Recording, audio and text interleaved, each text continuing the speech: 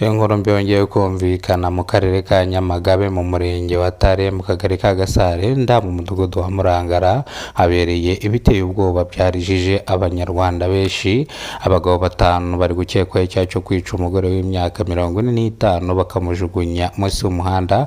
Abaturage bavuze yuko uyu mugore bari bari kumwe mu masaha ya nimugoroba ubwo bari bari ku isantere bari mu banywa akabyeri, none batunguwe no gusanga uyu mugore yapfuye yajugunywe munsi y'umuhanda. Ngayo nguko rero, reka amakuru yacu tuyakomereze mu karere ka Rusizi mu murenge wa Bugarama, naho habereye ibiteye ubwoba. Umusaza w'imyaka 70 y'amavuko arakekwaho kwica umugore yaraye atahanye mu rugo aho yibanaga wenyine. Ni mu gihe abaturage bavuze yuko mu masaha ashyira saa 4 za nimugoroba, ndavuga za nijoro, bagiye kumva uyu musaza n'uno mugore barimo bararwana cyane, niko guhuruza inzego z'ubuyobozi.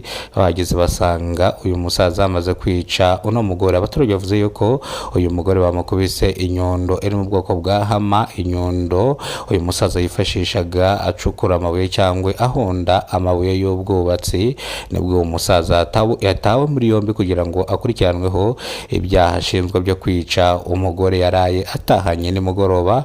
Umuvugizi wa RIB mu gihugu cy'u Rwanda Murangire Thierry yavuze ko uzakurikirana igisa nacyo azahanwa, ariyo mpamvu urwego rw'ubugenzacyaha rwashyizweho. Iyi ni incamake y'amakuru, reka ndambure amakuru mu buryo burambuye. Nyuma kwanwa amakuru nitwa Kidasamura, urwego rw'atabakora rugakonkoma.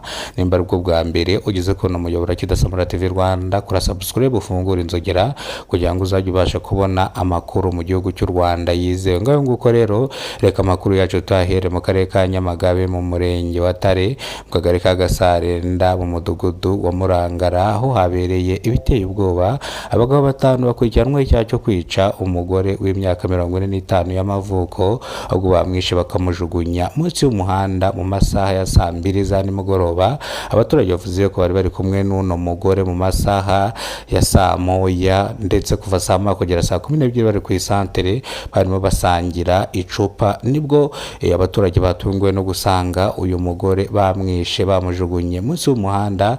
Ubugenzacyaha buro bwatangiye kubakoraho iperereza, gusa bano bagabo barimo baravuga yuko uyu mugore batamwisha, ahubwo nabo bababaye cyane, ahubwo nabo batonguwe kuba uyu mugore yishwe, koko bavuze ko uyu mugore yari nk'umuvandimwe kubera ko yari afite akabari hano ku muhanda, ubwo bari abakiriya be basanzwe bahanywera umunsi ku munsi.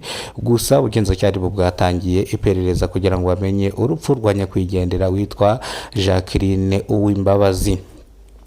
Ngayo nguko rero, reka amakuru yacu zite tuyakomereza mu karere ka Rusizi mu murenge wa Bugarama. Umusaza w'imyaka 70 y'amavuko ari gukekwaho icyaha cyo kwica nawe umugore yaraye atahanye mu masaha ya saa 12 za nimugoroba. Bigeze mu masaha ya saa 4 n'abaturage bagiye kumva uyu musaza n'uno mugore yari atahanye barimo bararwana cyane. Nibwo abaturage bagiye guhuruza ubutabera, ndavuga ubuyobozi, basanga uyu mugore yarangije gupfa. Ubwo uyu musaza, abaturage bavuze ko uyu mugore baba bamukubise inyundo iri mu bwoko bwa hama ihonda amabuye, uyu mugore bikarangira ahaburiye ubuzima. Gusa abaturage bavuze ko uyu musaza yibanaga wenyine, ubwo yatandukanye n'umuryango we kera, bakaba barakoze divorce n'umugore we bakagabana ibyo yari atunze, umwe akajyana ibye n'undi akajyana ibye. Uyu musaza arasanzwe akora akazi ko guhonda amabuye, akaba ariho yakuraga amafaranga. Ubwo ntago bazi ukuntu yiyongoje amasaha nimugoroba kujya gushaka umugore yatahana, bakareba uko bigenza. Birangira rero uyu mugabo yishe uno mugore. Ni agahinda gakomeye, n'ibibazo bikomeye cyane. Abaturage batangiye kwibaza ati se abasaza nk'aba b'imyaka 70 y'amavuko nabo basigaye bipevera ibyana bakabitahana? Ese kubera iki ubundi uyu musaza yishe uno mugore? Byagenze bitireka mbanze basobanurire imva n'imvano kugira ngo uyu mugabo cyangwa uyu musaza yice uno mugore. Hari mu masaha ya saa 1 nibwo imirwano yatangiye.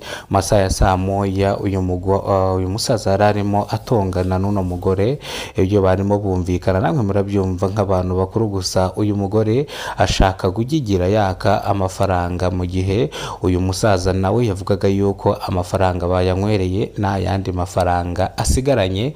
Ubwo umukobwa rero cyangwa ndavuga uwo mugore akaba yishajije, bigatuma ahaburira ubuzima.